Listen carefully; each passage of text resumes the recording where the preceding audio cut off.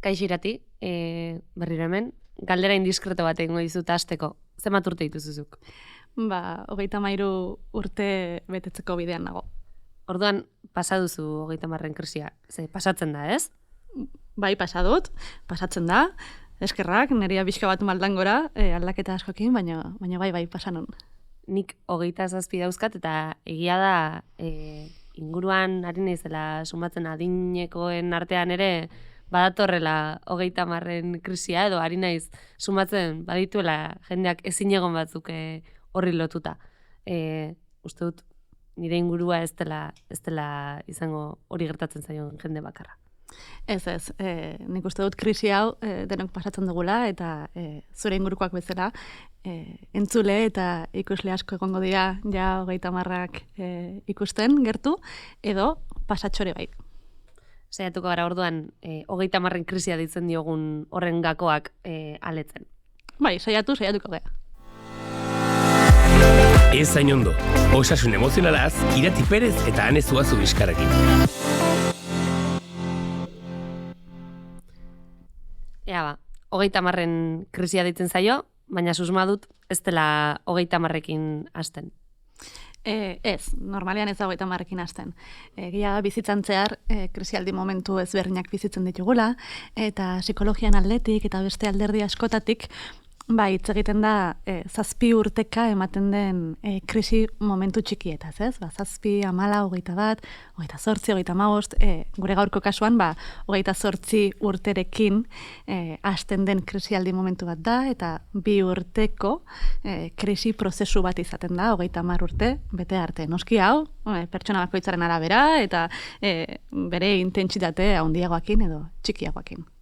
Etiketa hori jartzen diogu 30 urten krisiarena, baina zer dago horren atzean edo zerk pizten du krisi hori? Nik uste dut krisialdi momentua lotzen dela hitz ezberdinekin, ez? Mugak, zauriak, aldaketak, realitatearekiko olako kolpe bat, eta nik asko erlazionatzen dut ditugun itxaropenekin eta espektatibakin, ez? Pertsona askok 30 urte betetzen dituguneako, pentsatzen dugu lan ideal bat edukiko dugula, soldata on batekin, etxetxo eder bat, bideiatuko dugula asko, eta hau behar bada ez da horrela gertatzen, ez? Uste dugu 30 urte betetzen ditugunean gure bizitza marabilosua izango dela, pleno sentituko gehala eta zoriontsu izango gehala. Eta behar bada bai, baina behar bada ez, eta hor dator krisia, ez?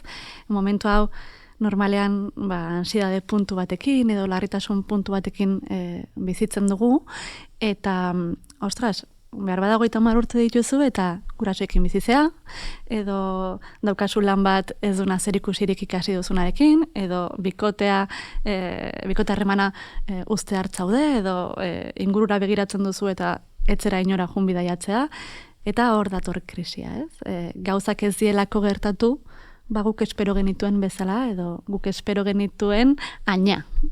Ekonomiak ere izango du hor bere pixua, ze gaur egun 30 urterekin oso zaila da alde materialetik ezer kolokan ez sentitzea. Bai, egia da, gaur egun ekonomiak pixua handia dauka, oso zaila egiten zaigu ekonomikoki independiente edo autosostengu bat edukitzea alderdi horretatik, baina nik uste dut alderdi emozionalian edo gure bizitzan alderdi guztiak dutela eragin bat, ez? Bai gure baliabide ekonomikoak, baina baita dugun sare familiarra edo lagun sarea, edo ze kontekstutan bizi gean, ez? Ez da berdina hemen bizi dugun gizarte egoera edo beste leku batzutan bizitzen den gizarte egoera. Izan daiteke orduan, espektatiba batzuk zenituela, eta ustez duela 30 urterekin hau, eta gero ez zaudela puntu horretan, baina izan daiteke alderantziz ere, lortu duzula uste zenuen hori, baina iritsita ez zaituela konbentzitzen. Edo ez du gustura zaudela daukazun bizimoduarekin, baina lagun guztiek txipaldak eta moduko bat egin dutela.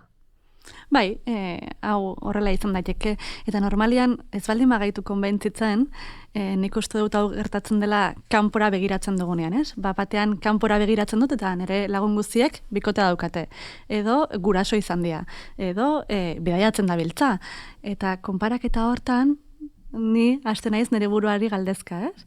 orain arte zer egin dut, gustora nago daukaten bizitzakin, eta hor dago krisi momentu hau, ez? Azkenean, bizitzak, krisiak erabiltzen ditu mekanismo bezala, gu azten joateko, gure potentzial guzia martxan jartzeko, ez? Eta nolabait krisi hauek esnatu egiten gaituzte. Hau da azuk nahi zenun bizitza, noruntz doa zure bizitza, ez? Eta, klaro, azken finean galdera hauek nahiko existentzialak dira eta zailak erantzuten, ez? Eta hor, hasten da, guregan ezin egon handi bat. Eta hor jartzen zaigu burua martxan 120 kilometro ordura. Bai, eta hor hasten da, burua galdera pila batekin, ez? Ze badago alako barne mugimendu bat, alako run bat, begiratzen duzunean zure ingurura eta ikusten duzunean zer daukat, zer ez, noraino iritsi naiz, noraino ez, nola da nere bizitza, hola imaginatzen nun izango ziela nire 30 urteko bizitza, nolakoa da errealki, zer falta zait, arrakasta izan dut, ez? Nik bete garaian pentsatzen nun 30 urtekin arrakasta edukiko nula, ez? Eta nik lortzen nun arrakasta hoi ikasitako azlana egitea, eta bikote harreman goxo bat edukitzea. Eta zentzu hortan, arrakasta da zerbait jartzen dena zalantzan, eta galdetu behar diogu gure buruari, zer da arrakasta edukitzea? Pertsona batzuntzat arrakasta da, etxe eder bat edukitzea. Beste batzuentzat izan daiteke bidaiatzea 30 urterekin. Baina galdera hau garrantzitsua izaten da, zalantzan jartzen hasten geha hau dena. Eta adinarena ere, aipatu behar da, ez? Zahartzearena izan daiteke alako beldur bat, ezagit fizikoki ere zahartzeko? Bai, eta nahiko ohikoa izaten da, 30 urteren bueltan, nik uste lehendabiziko aldiz somatzen dugula denboraren pauso hau, ez? Egia da, ezakit zuri gertatzen zaizun baino neri, resakak, gaur egun, 3 egun irauten dizkiate, ez? Ja ez dugu edukitzen hainbeste energia, egunak pixutxuagoak izaten zaizkigu, eta baita ere, da momentu bat atzera begiratzen duguna. Eta juten gai ikusten zer egin dudan eta zer ez. Zer esan dudan eta zer ez. Zer erabaki hartu duten eta zer erabaki ez ditudan hartu. Eta nolabait asko epaitzen dugu gure burua modu negatibo batean oain arte egin dugunagatik edo ez dugunagatik egin. Eta nik uste dut, hor errespetu bat zor diogula gure buruari, oain arteko bizipen guziekiko, ez? Eta baitare ematen den zerbait da, utxune sentsazio bat. Utxune bat, bete dut realki nire senak edo nire barrenak eskatzen diten hau, edo nire esentziatik, nire desioetatik eta nire beharretatik asko urrundu naiz, ez? Gauza hauek guziak ekartzen ditu krisialdi momentu honek. Irati, ni oraindik ez nago puntu horretan, baina hau dena entzun da pixkat beldurtzen hasi naiz. Krisi honi nola egiten zaio aurre? Krisi guziak zerbaitengatik ematen dira, bizitzaren parte dira, eta horrela onartu behar dugu. Eta hor garrantzitsua da, zentzu bat bilatzea. Zertarako dator krisi hau, edo nire bizitzako ze alderdi dabilankaz gora jartzen, ze batzuntzat krisialdia nahiko lasaia izan daiteke. Batzuri mugitzen diotena da lan eremuan, beste batzuk dena daukate nahiko lasai eta bikote harremanen eremua da hankaz gora jartzen dena, ez? Orduan, zentzu hortan interesgarri da begiratzea zer ari da hankaz gora jartzen eta zertarako. Azkenean krisi guztiek esnatu egiten gaituzte eta martxan jartzen gaituzte, ze ezin egona hor dago, ez? Eta martxan jartze hortan, aurrera egiten laguntzen digute krisi hauek. Noski, baina aurrera egite horretan eta aipatutako eremuetan aldaketak egin behar baldin badira, 30 urterekin aldaketak egiteak emango du alako beldur pixka bat.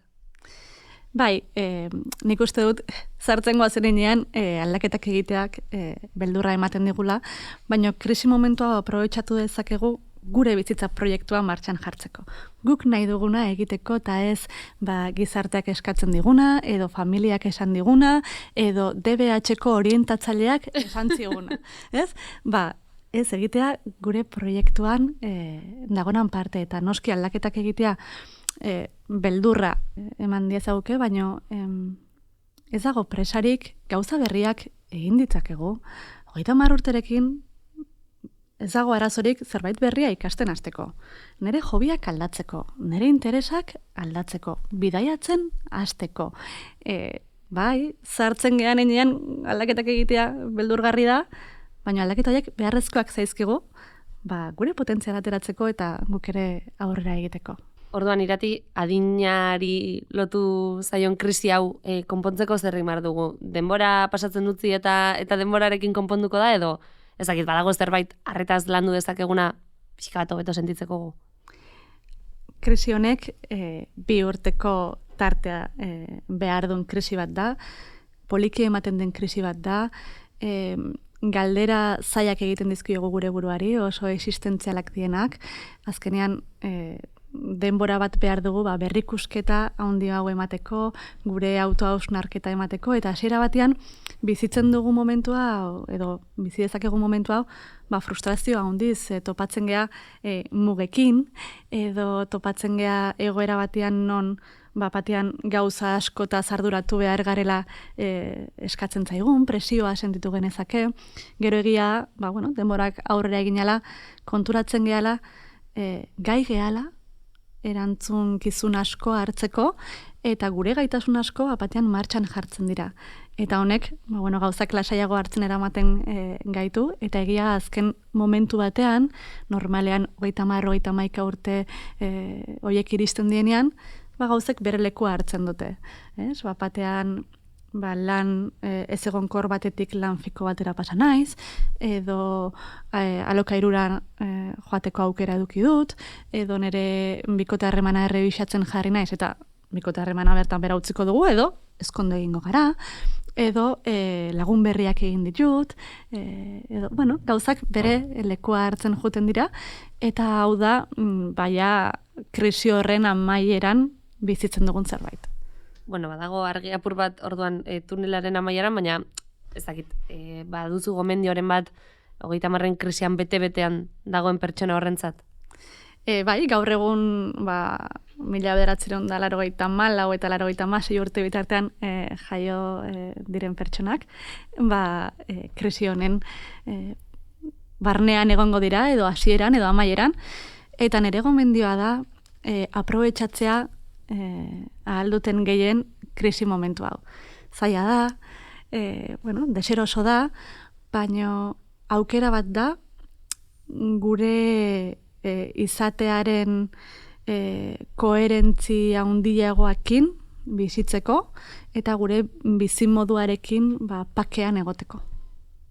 Egin galderak zeuen buruari, apuntatu crossfiten, izena eman sabeldantan edo nahi duzuena, animo, bukatuko da 30 krisia ere.